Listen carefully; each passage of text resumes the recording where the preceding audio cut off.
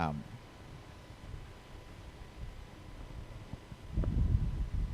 கர்த்தருடைய பரிசுத்த நாமத்திற்கு மகிமை உண்டாவதாக.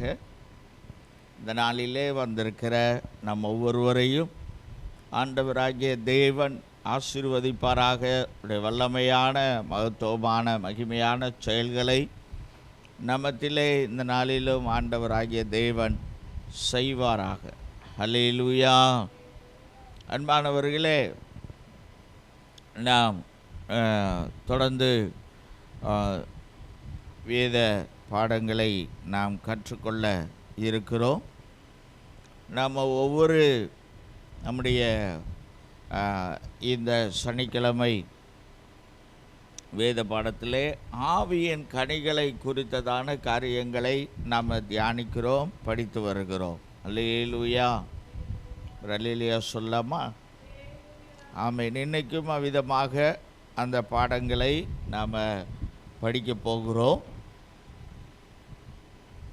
குறிப்பாக நம்ம இதுவரை படித்ததை இன்னைக்கு முதலாவது ஞாபகப்படுத்திவிட்டு தொடர்ந்து இருக்கிற நேரத்தில் நாம் இந்த பாடங்களை கற்றுக்கொள்ள போகிறோம். கவனிங்கள், இதுவரை நாம் எத்தனை பாடம் படிச்சிருக்கோம் சொல்லுங்கள்? 8 பாடம். எத்தனை கனிகளை குறித்து படிச்சிருக்கோம்? 8 பாடத்தில் 5 கனிகள், தயவு வரைக்கும் படிச்சிருக்கோம். இன்றைக்கி நற்குணத்தை பற்றி படிக்க போகிறோம். ஆவியின் கனிகளில் 6வது கனி. நம்முடைய பாட வரிசையின்படி பார்க்கும்போது 9வது பாடம். இன்றைக்கி ஆவியின் கனிகள் பாடம் 9. இன்றைய தலைப்பு நற்குணம், குட்னஸ் என்று ஆங்கில வேதாகமத்தில், குறிப்பாக NKJV வேதாகமத்தில் நற்குணத்திற்கு குட்னஸ் என்று மொழிபெயர்க்கப்பட்டுள்ளதை நாம் பார்க்க முடியும். வாசிக்கலாமா? 5ஆம் அதிகாரம் 22வது வசனம் வாசிக்க. ஆவியின் கனியோ அன்பு, சந்தோஷம், சமாதானம், நீடிய பொறுமை, தயவு, நற்குணம், போல். பாருங்க, இங்கே நாம் வாசித்தோம் இல்லையா? நற்குணம் என்று சொல்லப்பட்டிருக்கிறதை நாம் பார்க்கிறோம். என்னது நற்குணம்? பாருங்க, இந்த 6வது கனி, அதுக்கு பேர் நற்குணம் என்று சொல்லப்பட்டிருக்கிறது. இப்போ இயேசு கிறிஸ்துவிடம் ஒரு நியாயசாஸ்திரி வருகிறான். அவன் பாருங்க என்ன சொல்கிறான்? இயேசுவை பார்த்து, நல்ல போதகரே, நித்திய ஜீவனை சுதந்தரித்து கொள்ளுவதற்கு நான் என்ன செய்ய வேண்டும் என்கிற ஒரு கேள்வியை எழுப்புகிறதை நாம் பார்க்கிறோம். என்ன கேட்குறான்? நல்ல போதகரே அப்படின்னு அந்த நியாயசாஸ்திரி கேட்குறத அவன் பார்க்க முடியும். அந்த இடத்துல இயேசு கிறிஸ்து சொன்ன அந்த பதிலை தான் நான் உங்களுக்கு முன்னாடி வைக்கிறேன். பாருங்க, இயேசு கிறிஸ்து அந்த மனிதனை பார்த்து நல்ல போதகரே என்று கூப்பிட்டதை, அதாவது குட் மாஸ்டர், ஆங்கிலத்தில் நல்ல போதகர் அப்படிங்கிற ஆண்டவர் இயேசு அதை ஏற்றுக்கொள்ளவில்லை. நம்ம எல்லாருக்கும் தெரியும். இயேசு உடனே சொன்னார், நீ என்னை நல்லவன் என்று சொல்லுவானேன்? தேவன் ஒருவன் தவிர நல்லவன் ஒருவனும் இல்லையே என்று ஏசப்பா சொன்னார். ஆமாவா இல்லையா? கவனிக்கிறீங்களா? பைபிள் ஸ்டடியாக கவனிக்கணும். சரி, பாருங்கள், இயேசு அப்படி சொன்னதுனால இயேசு நல்லவரா நல்லவர் இல்லையா அப்படிங்கிற பேச்சுக்கு நம்ம போக வேண்டியதே இல்லை. இயேசு ரொம்ப ரொம்ப நல்லவர், அப்படி தானே? ஆமாவா இல்லையா? ரொம்ப நல்லவர். ஆனால் அவர் என்ன சொல்கிறாருன்னா, தேவன் தவிர நல்லவன் இல்லையே. இயேசுகிட்டையும் அந்த நல்ல குணங்கள், அதாவது நல்லவர் என்று அவரை சொல்லக்கூடிய குணங்கள் என்ன செய்தது? இருந்தது. ஆனாலும் அவர் என்ன சொல்கிறாருன்னா, நற்குணத்திற்கு உதாரணம் நான் இல்லை. எல்லாமே அவருடைய இருந்தது, ஆனாலும் நான் இல்லை, பிதா ஒருவரே என்னது? நல்லவர் என்று சொல்லுகிறதை பார்க்கிறோம். அந்த அளவிற்கு இயேசுவே தன்னை என்ன செய்தாராம்? தாழ்த்தினதை நாம் பார்க்கிறோம். அல்லேலூயா. அப்போ இந்த நற்குணம், அதாவது அது சம்பந்தமான விஷயந்தான். நற்குணம் என்பது நல்லவர்கள் என்கிற அந்த அவர்களுக்குள்ளே இருந்து வெளிப்படுகிற அப்படிப்பட்ட குணம் சார்ந்த விஷயந்தான் என்னது? இந்த நற்குணம். அப்போது அந்த நற்குணம் என்கிற கனியை மிக திரளாய், ஒரு குறைவும் இயேசுவை பார்த்து நம்மளால் ஒரு குறைவும் பார்க்க முடியாது. அவரே என்ன சொன்னார்னா, நான் நல்ல போதகருக்கு உதாரணம் இல்லை, பிதா ஒருவரை தவிர என்ன இல்லை, நல்லவர் இல்லைன்னு சொல்லும்போது, இந்த அவ்வளவு அந்த நற்குணத்திற்கு உயர்ந்த ஒரு கருத்து இருக்குது, உயர்ந்த ஒரு அர்த்தமுள்ளதாக இருக்கிறதை நாம் பார்க்க முடியும். அல்லேலூயா. கவனிங்க, இப்போ நான் ஒரு உதாரணம் சொல்கிறேன் பாருங்களேன், நல்லா கவனிங்க. இயேசு இப்படி சொன்னாரா? நல்ல போதகரேன்னு சொன்னதுக்கே இங்கே கவனிக்கிறீங்களா? நீங்கள் நோட்ஸ் எழுதுங்க, அதே நேரத்தில் பைபிள் ஸ்டடியும் என்ன செய்யணும்? கவனிக்கணும். சரியா? ஓகே. பாருங்கள், இயேசு நல்ல போதகரேன்னு சொன்னார். இந்த இயேசுவை நல்ல போதகரேன்னு நியாயசாஸ்திரி சொன்னார். அதவே அவாய்ட் பண்ணுறார் இயேசு, பண்ணுறார். அந்த அளவிற்கு நற்குணத்திற்கு இயேசு என்ன செய்கிறார்? முக்கியத்துவம் கொடுக்கிறார். நல்லவர் நான் இல்லை, பிதா ஒருவர் தான் அப்படின்னு சொல்கிறார். ஆனால் இன்னைக்கு உள்ள நிலையில் நான் ஒரு உதாரணம் சொல்கிறேன், கவனிங்க. அதான் நான் சொல்ல வந்தேன். இன்றைக்கி இந்த உலகம் சிலரை நல்லவர்கள்னு சொல்லுது. எப்படி அப்படின்னு கேட்டிங்கன்னா, ஒரு உதாரணம் சொல்கிறேன் பாருங்கள். ஒரு வாலிப பெண்ணோ ஒரு பையனோ இருக்கிறான் பாருங்கள். அவன் ஒரு காலேஜ்லேயோ ஸ்கூல்லையோ படிச்சுக்கிட்டு இருக்கான்னு வைங்க. நல்லா அவங்க அப்பா அம்மாவுக்கு கீழ்ப்படுகிற அருமையான பிள்ளை. அப்பா அம்மாவுக்கு கீழ்ப்படுகிற பிள்ளைய என்னன்னு சொல்லுவாங்க? நல்ல பிள்ளைன்னு சொல்லுவாங்களா? சரி. அடுத்து பாருங்கள், கூட படிக்கிற பிள்ளைகளோடு நல்லா பழகிறவா, எல்லாரும் அந்த பிள்ளை என்னன்னு சொல்லுவாங்க? நல்ல பிள்ளைன்னு சொல்லுவாங்க. காலேஜ்லேயும் அல்லது ஸ்கூல்லையும் அவளுக்கு என்னது? நல்ல பேர் இருந்தது. நல்ல பிள்ளை, நல்லா படிக்கிறவா, எல்லா டீச்சர்ஸ்டையும் எல்லாத்துக்கிட்டையும் நல்லா பழகுவா, எல்லாம் பண்ணுவா. ஓகே ஓகே, எல்லாம் ஓகே.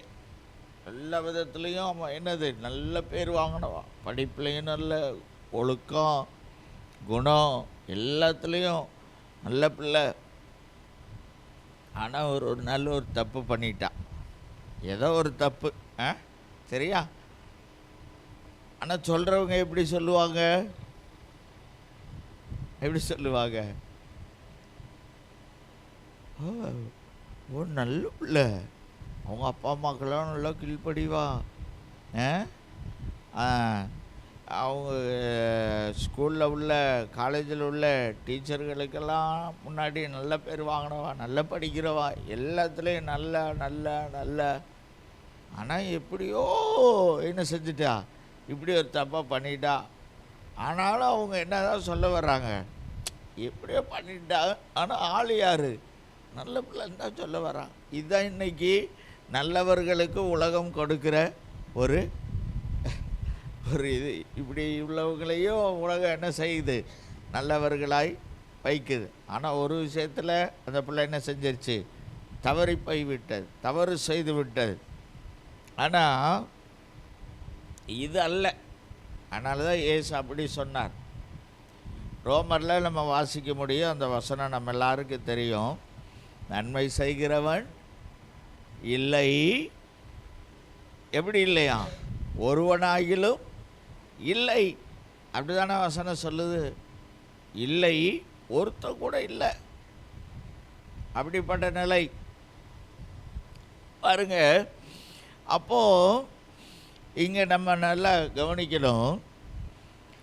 அப்படிப்பட்ட நிலையில் அந்த அதாவது இது என்ன எதை காண்பிக்கிறது என்றால், நல்லவன் இல்லை ஒருவனாகிலும் இல்லை என்பதை எதை காண்பிக்கிறது என்றால், நன்மை செய்கிறவன் இல்லை ஒருவனாகிலும் இல்லை என்பதை எதை காண்பிக்கிறது என்றால், யார் இயேசுவுக்குள்ளாக வந்து, ஏன்னா யாருமே நன்மை செய்கிறவங்க இல்லை. அதனால தான் இயேசு கிறிஸ்து என்ன செய்தார், நம்ம எல்லாம் நன்மை செய்கிறவர்களாய் மாற்றும்படியாக அவர் சிலுவையில் மரித்து நமக்காக என்ன தந்தார், ரட்சிப்பை சம்பாதித்து தந்தார். அல்லேலூயா. அப்போ யாரெல்லாம் ஆண்டவருக்குள்ளாக வருகிறார்களோ, கிறிஸ்துவுக்குள்ளாக வாழ்கிறவர்கள் மாத்திரமே நல்லவர்களாக முடியும், நற்குணங்களை செய்கிறவர்களாக முடியும். கிறிஸ்துவுக்கு வெளியே இருக்கிறவர்கள் என்ன செய்ய முடியாது. நல்லவர்கள் என்றோ நற்குணம் உள்ளவர்கள் என்றோ பெயரை எடுக்கவும் முடியாது. அப்படி எடுத்தால் இந்த மாதிரி தான் வரும். எந்த மாதிரி வரும், நான் ஒரு உதாரணம் சொன்னேன்ல, அந்த மாதிரி வரும். எல்லாத்துலேயும் ஓகே தான், நல்லவங்க தான், ஆனால் இப்படி ஒரு தப்பு பண்ணிட்டான். சிலர் சொல்லுவாங்க, பார்த்துருக்கீங்களா, அவன் ஆள் எப்படி, அவன்லாம் ஆள் சூப்பருங்க, ரொம்ப நல்ல பையன், ரொம்ப நல்ல பிள்ளை, ஆனால் என்ன அப்படி சொல்லுவாங்க. அதுதான் அவங்களுக்கு நல்லவங்க. ஆனால் இந்த ஆண்டவருக்குள்ளே வந்து நற்குணம் என்கிற கனி கொடுக்கிறவர்கள் அப்படிப்பட்டவர்கள் அல்ல. அல்லேலூயா. அதனால தான் எபேசியரில் பவுல் 2:10 சொல்கிறாரு, நம்மை குறித்து சொல்லுகிறார், நற்கிரியைகள் செய்கிறதற்கு நாம் கிறிஸ்து இயேசுவுக்குள்ளாக சிருஷ்டிக்கப்பட்டு தேவனுடைய செய்கையாய் இருக்கிறோம். அல்லேலூயா. நற்குணங்களை செய்வதற்காக இயேசுவுக்குள்ளாக சிருஷ்டிக்கப்பட்டவர்கள் நாம், தேவனுடைய செய்கையாய் இருக்கிறவர்கள் நாம். ஆமென். அப்போது நீங்கள் நல்லா புரிந்து கொள்ள வேண்டும், ஒரு மனிதன் நல்லவனாய் இருந்து நற்குணங்களை வெளிப்படுத்த, நற்குணமாகிய கனியை வெளிப்படுத்த வேண்டுமானால், அது இந்த உலக வாழ்க்கை வாழ்கிற, உலகத்திற்குள்ளாய் வாழ்கிற, அல்லது உலகம் நீதிகரிக்கிறபடி, உலகம் பார்க்கிறபடி இருக்கிற நல்லவர்களாலே நல்ல கனியை, நற்குணம் என்கிற அந்த கனியை கொடுக்க முடியாது. இயேசு கிறிஸ்துவுக்குள்ளாக வந்து ரட்சிக்கப்பட்டு இயேசு கிறிஸ்து மூலமாய் பிதாவினால், அதாவது தேவனினால் செயல்படுத்தப்படுகிறதான அந்த செய்கை தான் நம்ம யார், ரட்சிக்கப்பட்ட தேவஜனம். நம்ம தான் என்ன செய்ய முடியும், நற்குணமாகிய கனியை வெளிப்படுத்த முடியும். அல்லேலூயா. சரி, கவனிங்க. அப்படி நம்ம சில நல்ல கனிகளை, நற்குணம் என்கிற நல்ல கனிகளை நாம் நம்மிலிருந்து வெளிப்படுத்த வேண்டும், நல்ல குணங்களை வெளிப்படுத்த வேண்டும். அதற்கு சில காரியங்களை நாம் பார்க்க போகிறோம். வெளிப்படுத்துவதற்கும் நமக்குள்ளே இருக்கிற அந்த நற்குணமாகிய கனியை இன்னும் டெவலப் பண்ணுவதற்கும் வளர்த்துவதற்கும் சில காரியங்களை நாம் பார்க்க போகிறோம். வேதாகமத்தில் குட்னஸ் என்று சொல்லி சில இடங்களில் வருகிறது. நம்ம அதை போய் பார்க்கும்போது நமக்கு அதில் சில காரியங்கள் நமக்கு வெளிப்படுகிறது. பாருங்கள், அதில் ஒன்று சங்கீதம் 23:5-6 நம்ம வாசிக்க முடியும். 23ஆம் சங்கீதம் 5வது வசனம் 6வது வசனம். யாராவது ஒருத்தர் படிங்க. என் சத்துருக்களுக்கு முன்பாக நீர் எனக்கு ஒரு பந்தியை ஆயத்தப்படுத்தி என் தலையை எண்ணெயால் அபிஷேகம் பண்ணுகிறீர். என் பாத்திரம் நிரம்பி வழிகிறது. அல்லேலூயா. நல்ல கவனிங்க. இங்கே சொல்லப்பட்டிருக்கிறது பாத்திரம் நிரம்பி வழிகிறது. எதனால்? தலை எண்ணெயால் அபிஷேகம் பண்ணப்படுவதனாலே. 6வது வசனம் சொல்லுகிறது, ஜீவனுள்ள நாளெல்லாம் அந்த நன்மை என்பதற்கு குட்னஸ், என்று சொல்லப்பட்டிருக்கிறது. நன்மை என்பதற்கு குட்னஸ் என்று சொல்லப்பட்டிருக்கிறது. நன்மையும் தொடரும். அப்போ இந்த நன்மை எப்படி வருது? 5வது வசனம் என்ன சொல்லுது? என் தலையை அபிஷேகமுள்ள வாழ்க்கை, அபிஷேகத்தினால் நிரம்பும் போது, இன்புட்டில் அபிஷேகம் போச்சுன்னா அவுட்புட்டில் என்ன வரும்? நற்கனியாகிய நன்மை வரும், நற்குணமாகிய நன்மை வரும். அல்லேலூயா. பாருங்க, இந்த சங்கீதத்தை எழுதினவர் யார்? சங்கீதக்காரர் யார்? இந்த சங்கீதக்காரர் 23ஆம் சங்கீதக்காரர் யார்? தாவீது. தாவீதுக்கு முன்னாடி ஒருத்தர் ராஜாவாக இருந்தார். அவர் பேர் என்ன? சவுல். 2 ராஜாவை நான் உங்களுக்கு காண்பிக்கிறேன். சவுல் ராஜா, தாவீது ராஜா. இந்த 2 பேர்த்தில் இந்த நற்குணத்தை வெளிப்படுத்தினவர் யார் அப்படின்னு கேட்டால் எல்லாருமே சொல்லிடலாம். யார்? தாவீது. சரியா?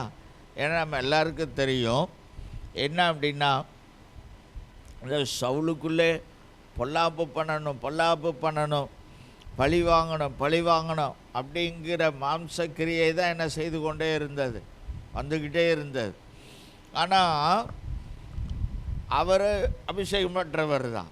சவுலும் ராஜாவாக அபிஷேகம் பெற்றவர், தாவீதும் ராஜாவாக அபிஷேகம் பெற்றவர்.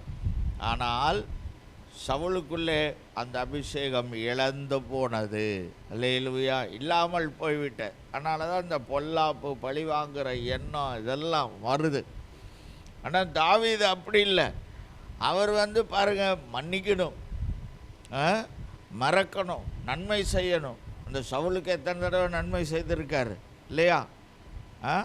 அவர் பாருங்கள், அப்படிப்பட்டவராய் விளங்குகிறதை நாம் பார்க்கிறோம். காரணம் என்னன்னா, தாவீதுக்குள்ள என்ன இருந்தது சொல்லுங்க? அபிஷேகம். அல்லேலூயா.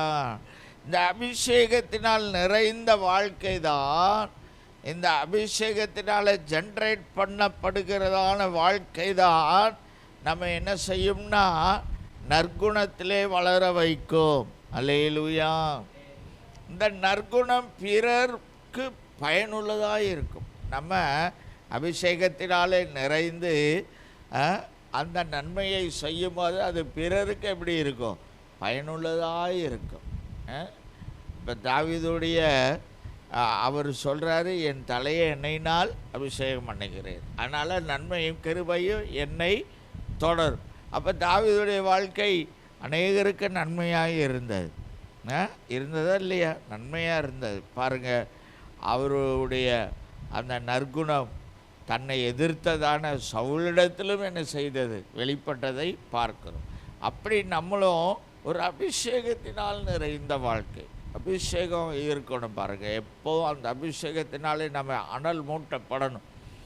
அப்போ தான் அந்த அபிஷேகம், நம்ம பெற்றுக்கொண்ட அபிஷேகத்தை அனல் மூட்ட தான் நமக்குள்ளே இருந்து அந்த நற்குணம் வெளிவந்து கொண்டே இருக்கும். நாம் அதிலே வளர முடியும். அப்போ முதலாவது நாம் செய்ய வேண்டியது நற்குணத்தை வெளிப்படுத்த, நற்குணம் என்கிற கனியை வெளிப்படுத்த அபிஷேகம் நிறைந்த ஒரு வாழ்க்கை வாழ வேண்டும்.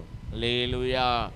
சவுலை போல அபிஷேகம் இழந்த வாழ்க்கை அல்ல, தாவீதை போல அபிஷேகத்தை அனல் மூட்டுகிற வாழ்க்கை வாழ வேண்டும். சரி, அடுத்தது வரலாம். சங்கீதம் 31:18 வரைக்கும் உள்ள வசனங்களை நம்ம கவனிக்கலாம்.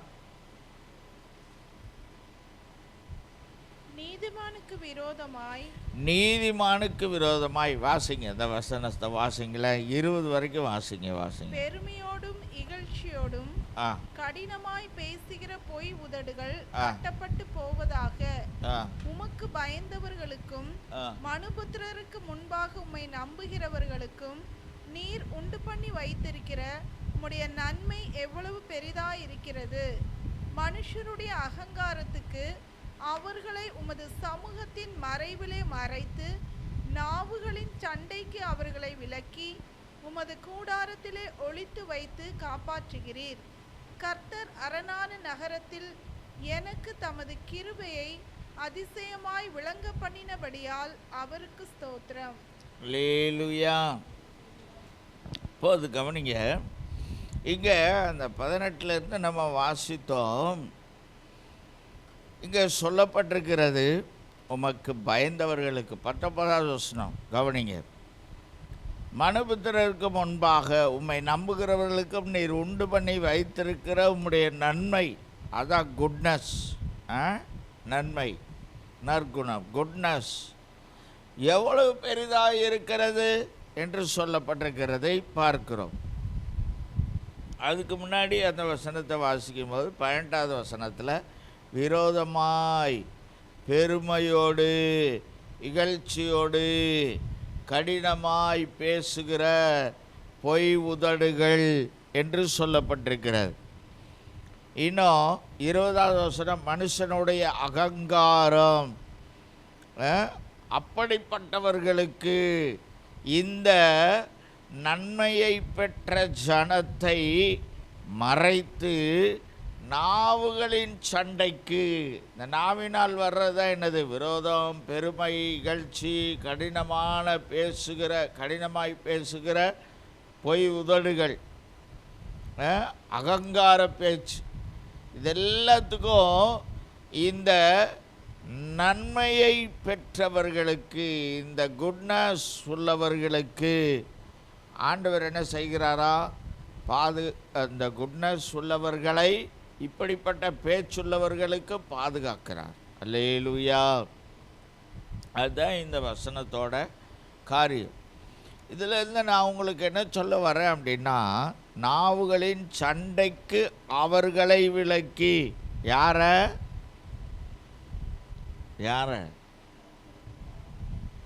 கர்த்தருக்குள் பயந்தவர்களுக்கும் மனுபுத்திரருக்கு முன்பாக உம்மை நம்புகிறவர்களுக்கும் நீர் உண்டு பண்ணி வைத்திருக்கிற நன்மை எப்படி இருக்கு? நற்குணமுடையவர்களுக்கு. புரியலையே அண்ணா? அதாவது இந்த குட்னஸ், நன்மை, ஆண்டவருடைய நன்மை பெரிதாக இருக்கிறன்னு சொல்லி இருக்கு இல்லையா? அப்போ இந்த குட்னஸ் உடையவர்கள், அவர்களை ஆண்டவர் என்ன செய்கிறாராம்? நாவுகளின் சண்டைக்கு விலக்கி. அல்லேலூயா. அப்போது இந்த குட்னஸ் உடையவர்கள் இந்த ஆண்டவரிடத்திலிருந்து ஆண்டவர் வைத்திருக்கிற நன்மையாகிய இந்த நற்குணத்தை பெற்றவர்கள் நாவுகளின் சண்டைக்கு விலகி அதிலே வளர வேண்டும். அல்லேலூயா. இந்த நாவுகளின் சண்டையை குறித்து தான் நம்ம அந்த 18 வசனத்தில் நம்ம வாசித்தோம். பாருங்கள், சிலர்லாம் பார்த்திங்கன்னா வெறும் வாய்ச்சொல் வீரர்களாக இருப்பார்கள். அப்படி தானே? வாயில் நல்லா பேசுவார்கள்.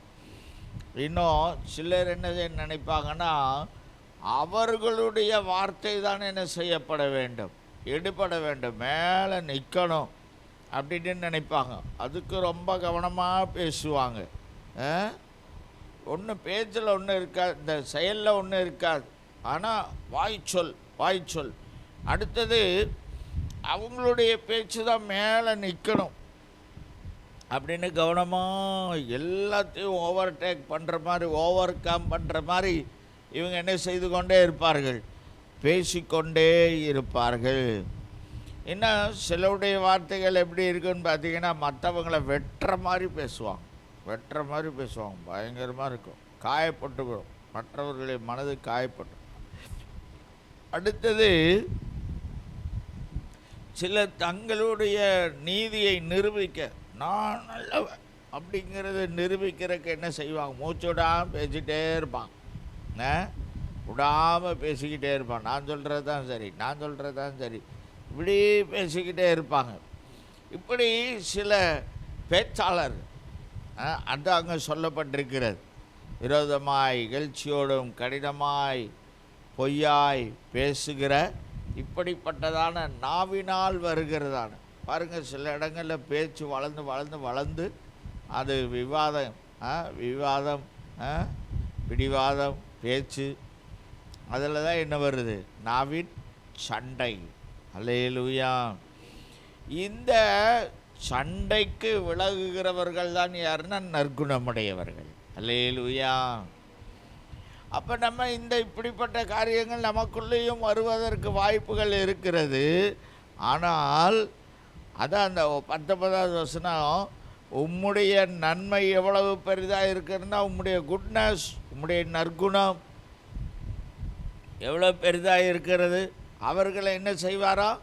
நாவுகளின் சண்டைக்கு விளக்குகிறார். அப்போ ஒரு நற்குணம் என்கிற கனியை உடையவர்களை கர்த்தர் நாவுகளின் சண்டைக்கு என்ன செய்கிறார்? விளக்குகிறார். நம்மளும் சண்டைக்கு போகாமல், சண்டைக்கு போகிறவங்கள்ட்ட இருந்தும் சண்டைக்கு வரவங்கள்ட்ட இருந்தும் நம்மளை ஆண்டவர் என்ன செய்கிறார்? விலக்கி பாதுகாக்கிற தெய்வமாய் இருக்கிறார். அல்லேலூயா. அதனால் நம்மளும் என்ன செய்யணும்னா, இந்த மாதிரி நம்ம பேச்சினாலேயோ நம்ம தலையை மட்டும் ஆட்டினா பத்தாது. சரியா? நம்ம எல்லாரும் அப்படி இனி செய்யணும். என்னென்னா, நம்ம பேச்சினால ஒன்றும் சாதிக்க முடியாது. நம்ம திறமையை கொண்டு, நம்ம பேச்சை கொண்டு விவாதித்து நம்மளை நல்லவங்கன்னு காட்ட வேண்டிய அவசியமே இல்லை. அங்கே நாவின் சண்டை தான் வரும். அதற்கெல்லாம் நம்மை விலக்கி காத்து நமக்குள்ளே ஆண்டவர் தந்ததான அந்த நற்குணத்தை வெளிப்படுத்த நாம் முயற்சி எடுக்க வேண்டும். அல்லேலூயா. அப்போ என்ன செய்யணும்னா, இந்த மாதிரி நாவின் சண்டை வரும்போது நம்ம என்ன செய்யணும்? அமைதியாக இருக்கணும். அமைதியாக இருக்கணும். யாரோ என்னவோ சொல்லிட்டு போகட்டும், நம்ம அமைதியாக இருப்போம் அப்படின்னு இருக்கணும். அல்லேலூயா. சரி, இப்போ 2 பார்த்தோம். ஒன்று, அபிஷேகத்தில் நிறைந்த வாழ்க்கை நற்குணத்தை வெளிப்படுத்தும். இன்னொன்று, நாவுகளின் சண்டைக்கு விளக்கப்பட்டிருப்பது. ஆண்டவரே விளக்குறார். நற்குணத்தை தந்து நம்ம என்ன செய்கிறார்? நாவுகளின் சண்டைக்கு பாதுகாக்கிறார். அதில் நம்ம என்ன செய்யலாம்? நற்குணத்தில் வளரலாம். சரி, 3வது என்ன செய்யணும்னா 107:8 107:8 சங்கீதம் 107:8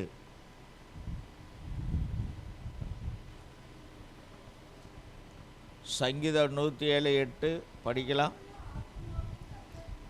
கவனமுள்ள ஆத்துமாவை கர்த்தர் திருப்தியாக்கி நிரப்புகிறார் என்று. சரி, கவனிங்க. இங்கே கவனமுள்ள ஆத்துமா, பசியுள்ள ஆத்துமாவை நன்மையினால், இங்கே என்னென்னா குட்னஸ், இந்த நன்மைக்கோ குட்னஸ் என்று சொல்லப்பட்டிருக்கிறதை பார்க்கிறோம். குட்னஸ், நன்மையினால் நிரப்புகிறார். பொதுவாகவே இப்படி நமக்குள்ளே வரும். வரலைனாலும் நம்ம அப்படி செய்யணும் பாருங்கள். அதாவது நம்ம ரட்சிக்கப்பட்டோம், அபிஷேகம் பெற்றோம், ஆண்டவருடைய அந்த அடைக்கலத்திற்குள்ளே வந்து விட்டோம். கவனிங்க, இப்போது நம்ம என்ன செய்யணும்னா, மற்றவர்களும் நம்மை போல் என்ன செய்யணும்? ரட்சிக்கப்படணும். இதே ஆவிக்குரிய நிலைக்கு நம்மளைப் போல வராதவர்கள், ரட்சிக்கப்படாதவர்கள் ரட்சிக்கப்பட்டு வரணும் அப்படின்னு சொல்லி அந்த எண்ணம் பொதுவாகவே ரட்சிக்கப்பட்டு ஆவிக்குரிய வாழ்வில் வாழ்கிறவர்களுக்கு அந்த எண்ணம் இருக்கும். இல்லைனாலும் நமக்கு என்ன செய்யணும்? வரணும். ஆமென். அல்லேலூயா. அதான் தவணமுள்ள ஆத்துமாவை கர்த்தர் திருப்தியாக்கி பசியுள்ள ஆத்துமாவை நன்மையினால் நிரப்புகிறார். நன்மையினால் நிரப்புகிறார். இப்போ நம்மெல்லாம் அந்த நன்மையினால் நிரப்பப்பட்டவர்கள். ஆனால் அதற்காக பசியுள்ள ஆத்துமாக்கள் என்ன செய்கிறார்கள்? இன்னும் திரளாய் இருக்கிறார்கள். அவர்கள் நிரப்பப்பட வேண்டும். நம்மை ஆண்டவர் போஷித்தார், நம்முடைய ஆத்மாவை போஷித்தார், உயிரடைய செய்தார். நம்ம வாழ்ந்து கொண்டிருக்கிறோம். இப்போ இயற்கையாகவே ரட்சிக்கப்பட்ட அபிஷேகம் பண்ணப்பட்ட தேவ ஜனங்களுக்குள்ளாய் இது இருக்க வேண்டும். அப்படி இல்லைனாலும் இதை நாம் என்ன செய்ய வேண்டும்? வளர்த்து கொள்ள வேண்டும். ஆமென். அல்லேலூயா. இப்படி தான் தேவனும் அவருடைய நற்குணத்தை என்ன செய்தார்?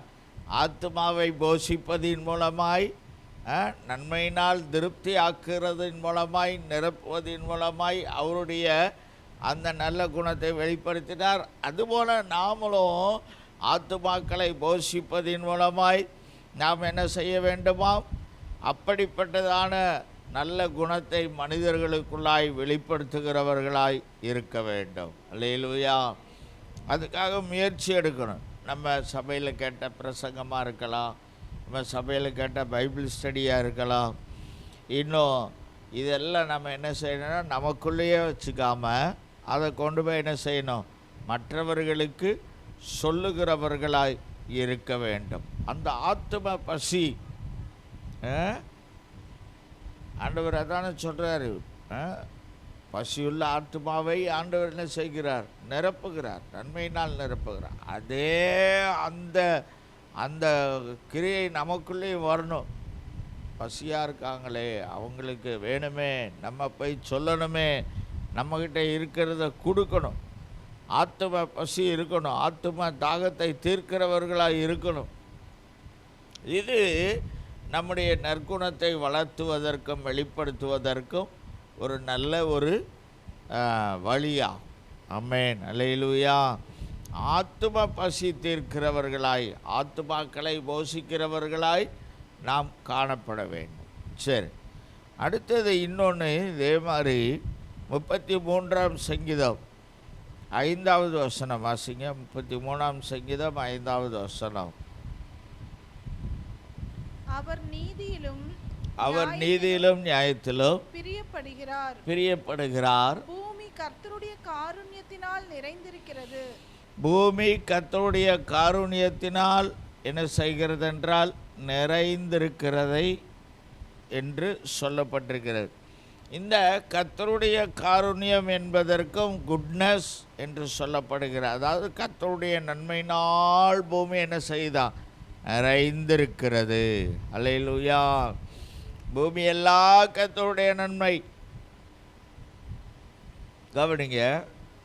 அப்படின்னா இன்னைக்கு நிறைய நல்ல வல்லமையான பிரசங்கங்கள் ஆத்துமாக்களை கேட்கும்போது அவங்க என்ன செய்வாங்கன்னா ரட்சிக்கப்படுவாங்க. அடுத்து நல்ல உபதேசங்களை கேட்பதினாலே ஜனங்கள் என்ன செய்வாங்க? ரட்சிக்கப்படுவாங்க. நல்ல வல்லமையான பிரசங்கம், நல்ல உபதேசங்கள். இன்னும் பாருங்கள், நம்ம ஸ்தாபனம் இருக்கிறது, ஸ்தாபன ஊழியங்கள். அப்போ நல்ல ஸ்தாபனம் நம்முடைய ஸ்தாபனம். அதனால் சபைகள் என்ன செய்கிறது? விரைவாய் வளர்கிறது. எல்லாம் ரைட்டு. பிரசங்கத்தினாலே, உபதேசத்தினாலே, நல்ல சபையின் நிர்வாகத்தினாலே ஊழியங்கள் வளரும். ஆனாலும் பூமிக்குரிய நன்மைகளை கொண்டும் நாம் என்ன செய்ய வேண்டும்? ஆமாம், நன்மை செய்கிறவர்களாய் இருக்க வேண்டும். அல்லேலூயா. இதெல்லாம் ஆவிக்குரிய காரியங்கள். நல்ல பிரசங்கம், நல்ல உபதேசம், நல்ல நிர்வாகம், நல்ல சபை. ஜனங்கள் வர்றாங்க, அதே நேரத்தில் அவங்களுக்கு என்னவும் கொடுக்கணும்? பூமிக்குரிய நன்மைகளையும் நாம் என்ன செய்ய வேண்டும்? கொடுக்கிறவர்களாய் இருக்க வேண்டும். அல்லேலூயா. சரி, பாருங்கள், ஜனங்கள் இன்றைக்கி அதைத்தான் தேடுறாங்க. அன்பை தேடுகிறார்கள். எங்களை விசாரிப்பார்களா என்று தேடுகிறார்கள். உபசரிப்பார்களா? இன்னும் நாங்கள் கஷ்டத்தில் இருக்கிறோம், எங்களுக்கு ஏதாவது சபைக்கு வந்தால் உதவி செய்வார்களா? இப்படி எல்லாம் ஜனங்களுடைய எதிர்பார்ப்பாக இருக்கிறது. அது தவறல்ல.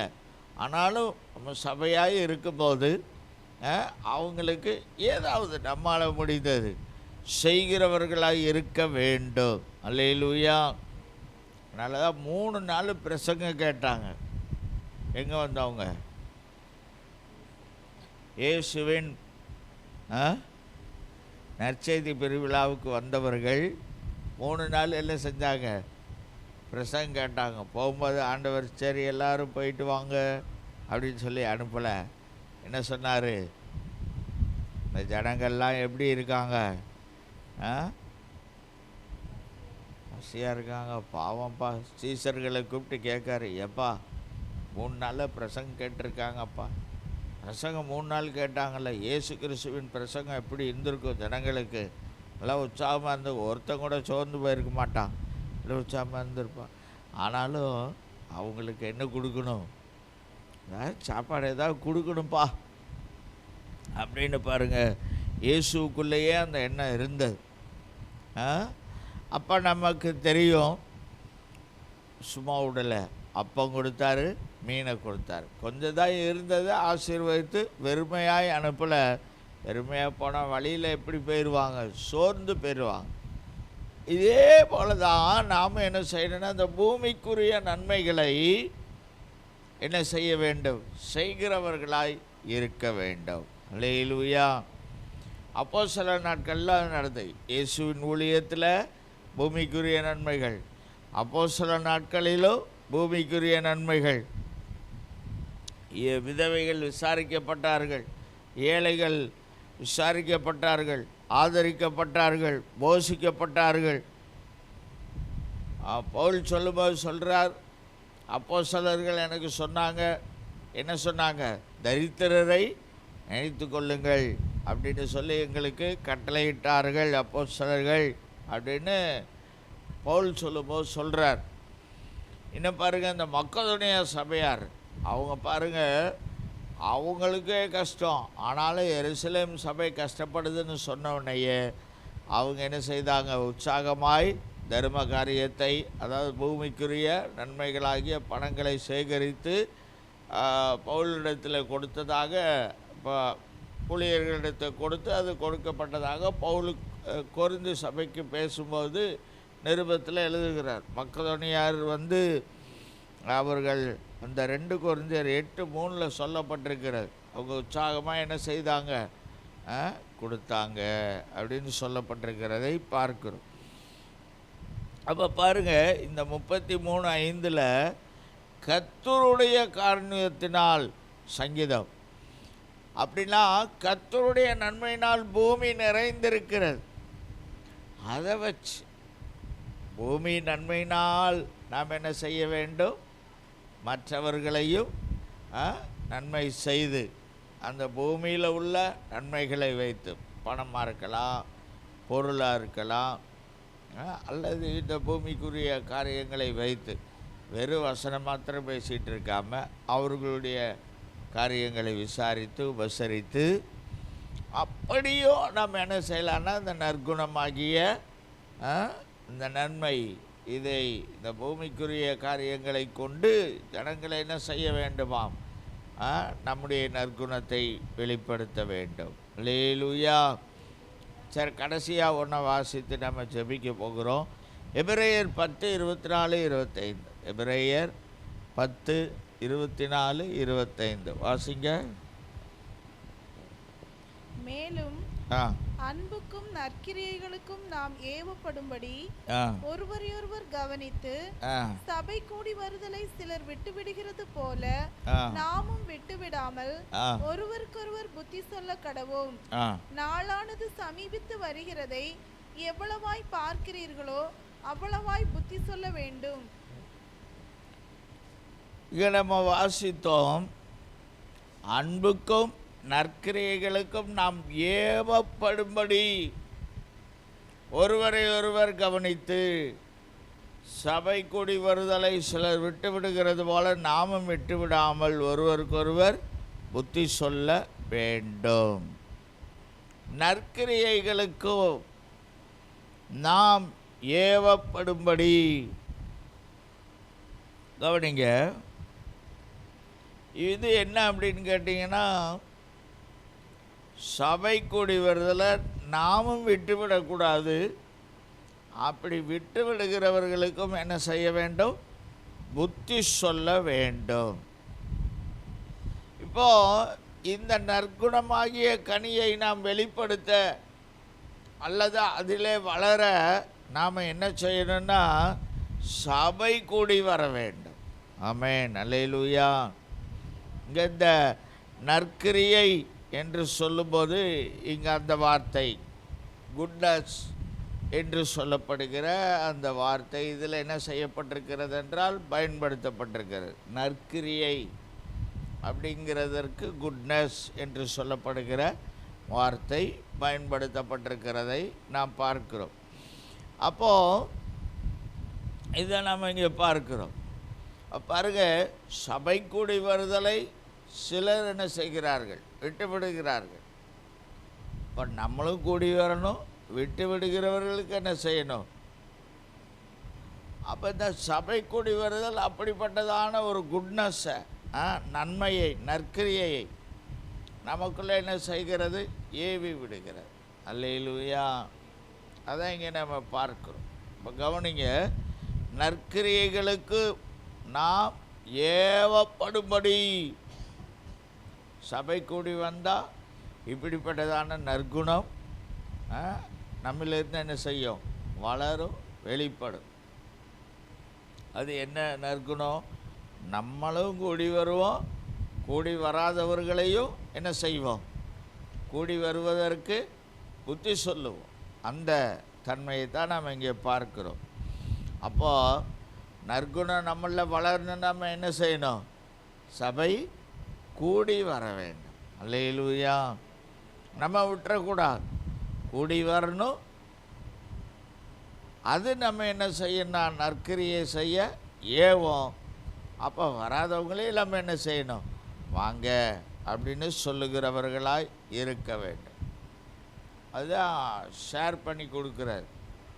நற்கிரியை, இந்த நற்குணத்தை, நமக்குள்ளே இருந்து வருகிற நற்குணத்தை ஷேர் பண்ணுவோம். இப்போ இன்றைக்கி ஒரு 5 காரியம் பார்த்தோம் இல்லையா? நம்முடைய நற்குணமாகிய கனியை வெளிப்படுத்தவும், இன்னும் அதை டெவலப் பண்ணவும், வளரவும். என்னெல்லாம் சொல்லுங்க பார்க்கலாம். ஒவ்வொன்றா சொல்லிட்டு நம்ம ஜெபம் பண்ணலாம். என்ன செய்யணும்? அது பார்த்து தான் சொல்லணுமா? சொல்லுங்க. 1, அபிஷேகம் நிறைந்த வாழ்க்கை. 2வது,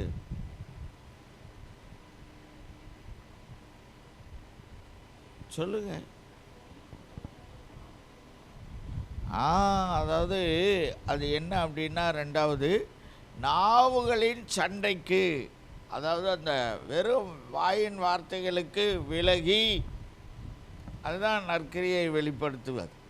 சரி. 3வது, ஆத்துமாக்களின் பசியை தீர்ப்பது, போஷிப்பது. அடுத்தது, பூமிக்குரிய நன்மைகளை செய்வது. அடுத்தது, சபை கூடி வருவது. சரியா? இந்த 5 செய்தோம்னா நமக்குள்ளே இருக்கிற நற்குணம் வெளிப்படும். அதில் நம்ம என்ன செய்யலாம்? இன்னும் வளரவும் முடியும். கர்த்தர் நம்மை ஆசீர்வதிப்பாராக. நாம் எல்லாரும் கண்களை மூடி ஆண்டவருடைய சமூகத்தை நோக்கி பார்த்து ஜெபம் பண்ணுவோம். எல்லாம் நல்லா ஸ்தோத்திரம் பண்ணுவோம். ஸ்தோத்திர ஆண்டவரே, ஸ்தோத்திரம், ஸ்தோத்திரம், ஸ்தோத்திரம்.